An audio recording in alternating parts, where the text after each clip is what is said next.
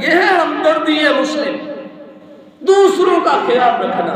اور جن کے اندر یہ جذبہ ہوتا ہے، جتنا بھی ہو، تھوڑا ہو زیادہ ہو، جتنا بھی ہے، سبحان اللہ، یہ جذبہ بڑا قابل قدر ہے. اللہ پاک ہم سب کے سینوں میں اس جذبے کو معجزن فرما دے کہ ہمارے سینوں میں دوسروں کا درد تکلیف، ہم پریشان ہو رہے ہوں، میرا بھائی پریشان ہے، میرا ہمسایہ پریشان ہے، میرے محلے میں پریشانی ہے، میرے شہر میں پریشانی ہے، دوسروں میرا رشتہ دار فلاں، میرا وہ فلاں، فلاں رشتہ دار، فلاں رشتہ دار، اس طرح کر کے ہمارے مائنڈ میں یہ ریل چل رہی ہو اور یہ فلمیں چلایا کرے دماغ میں، اور یہ سکرول کیا کرے ہم لوگ دماغ میں، فیس بک کو سکرول کرتے ہیں، ٹک ٹاک کو سکرول کرتے ہیں، اس چیز کو سکرول کرے.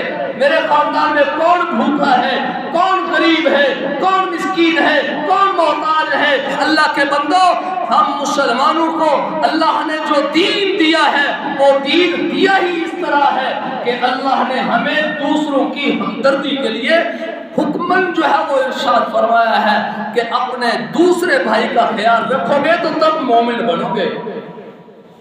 جو چیز اپنے لیے پسند کرو وہی اپنے مومن بھائی کے لیے پسند کرو. پھر ہے ایمان.